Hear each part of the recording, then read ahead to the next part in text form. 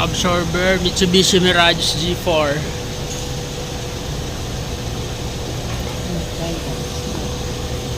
Ilang bolt? Dalawa. Filing.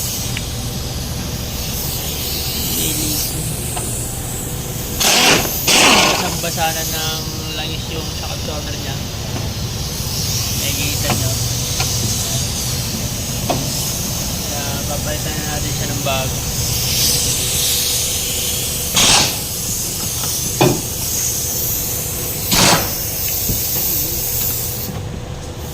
Ayaw.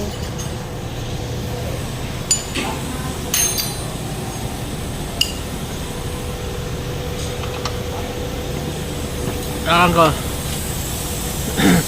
Washer yung shock absorber. Lakas na ng leak. Papalitan natin. Kasabay na yung shock mounting dito sa may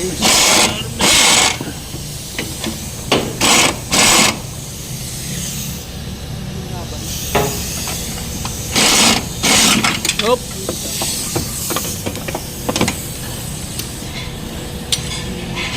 Ano yun?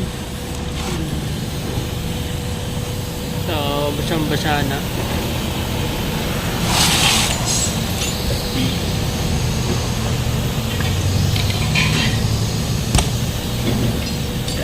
Better natin yan mga.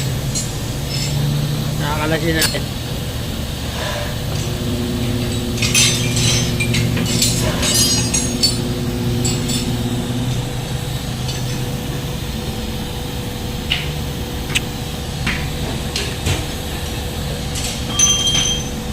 Mitsubishi Mirage G4 2017 model.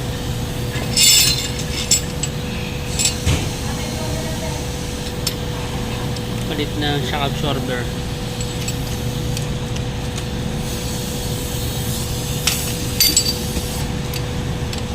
Ayan. Lalagyan natin ng coil spring compressor. Itong pang-compress ng pang-compress ng coil spring. Ayan natin.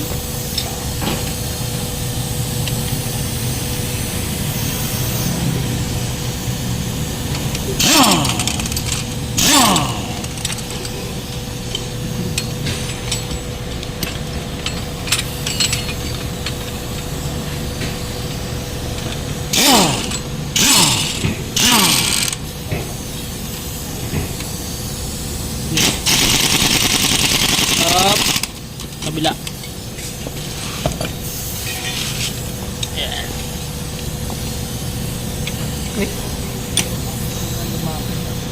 Ha?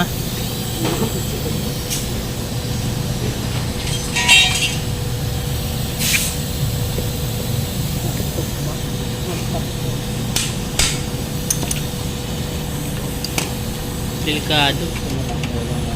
Delikado kasi yan. Kailangan yan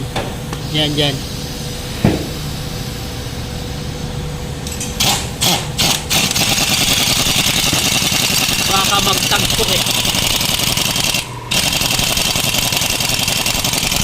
okay na yan mga sure dala natin yung bolt dito 19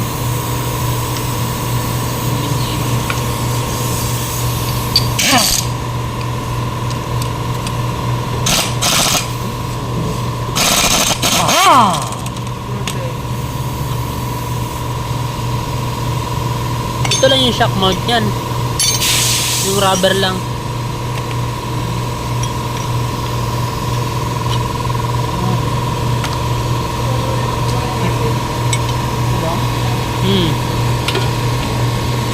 Ito yung upuan. Ito mga sir yung niya, shock absorber. Tingnan natin kung babay. Wala na.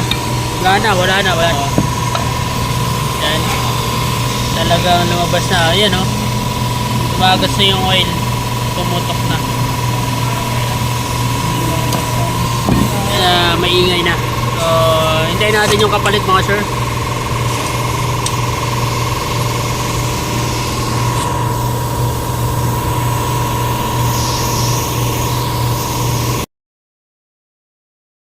mga sir, yung bagong shock mount. Sana pre yung bagong shock mount. Ito.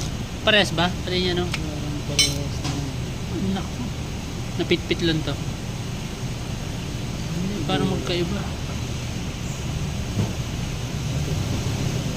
Sige nga. Napitpit lang, no?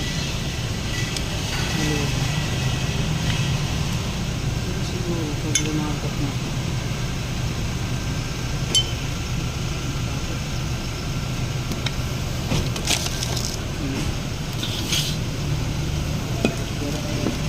Yung bagong shock mount niya mga sir, ay shock mount, saka ito yung shock absorber.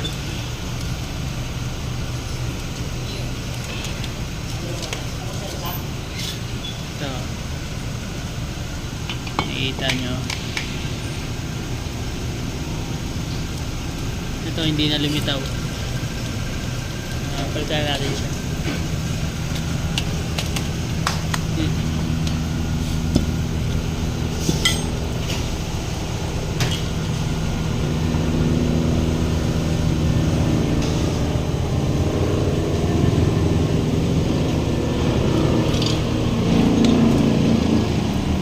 Lagay lang natin to.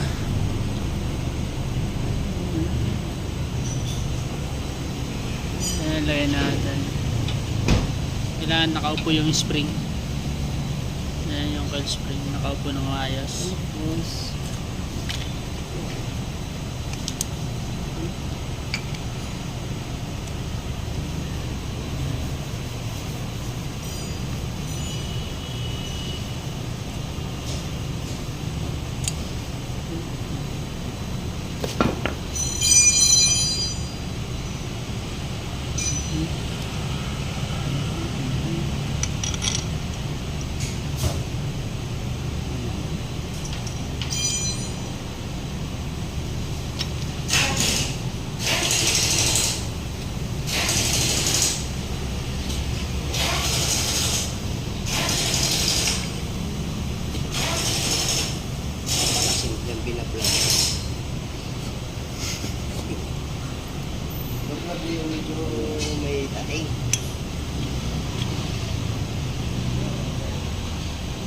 May dating na ako eh. May dating na ako. May dati na.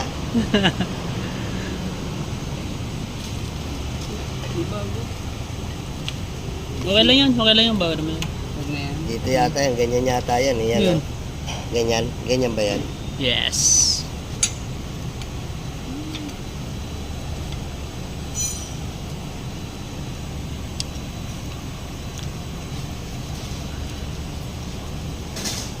Ano ba masira nitong isa?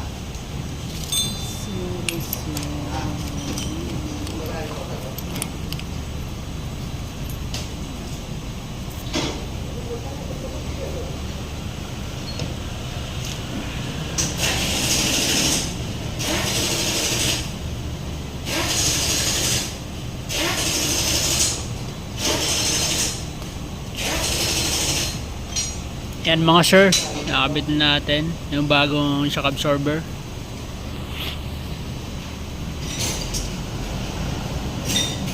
Pakin lang yan.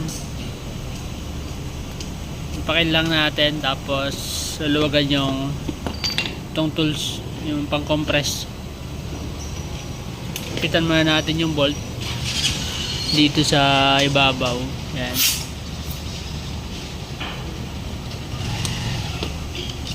Natin yan.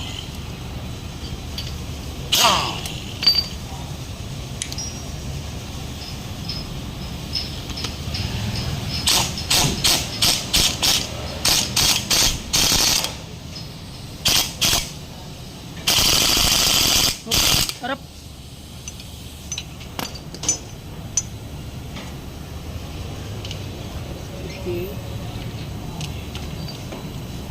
Yeah, luwag.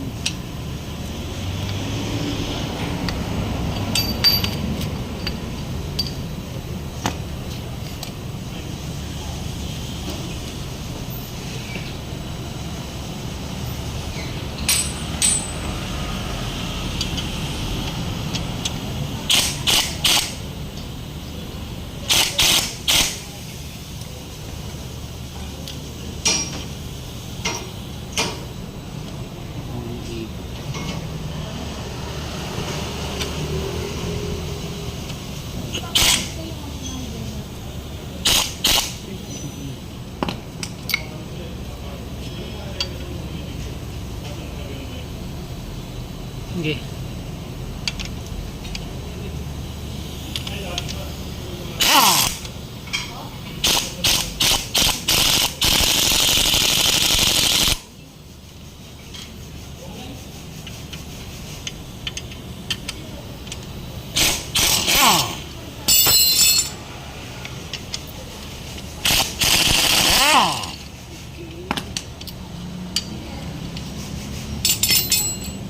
Yan, sakto.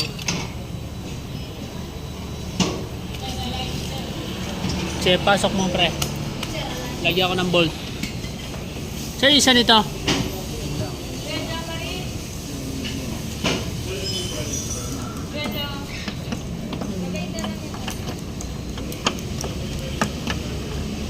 Yan, lagyan natin ng bolt mga sir.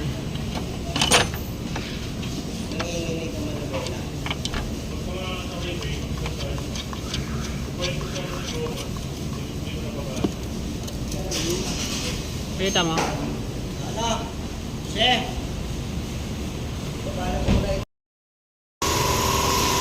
Ito na mga sir, nakabit na natin yung shock absorber nya.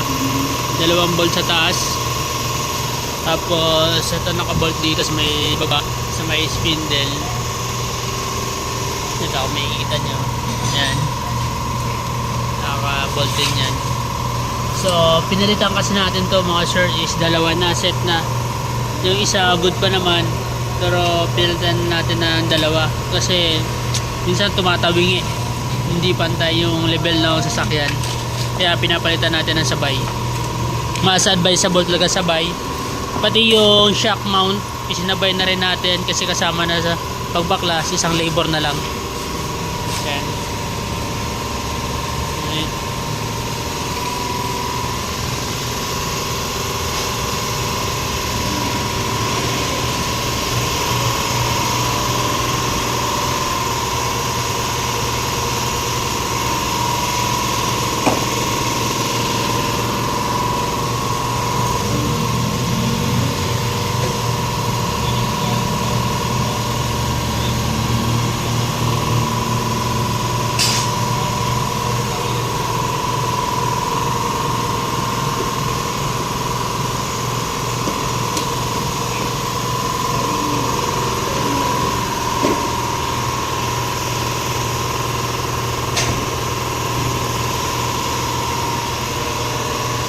I-align na lang natin mga sir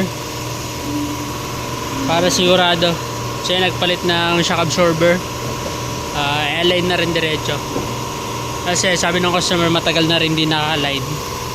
Pero mas the best talaga pag nagpapalit ng mga pangilalim, mga suspension, sasabay natin yung alignment para hindi mapudpud agad yung gulong kung sakaling hindi naka-align or kaya nagbago yung alignment kapag nagpalit ng suspension. Minsan kasi nagbabago yung alignment kapag nagpapalit ng mga pangilalim. Kaya kailangan pa rin natin samahan ng alignment.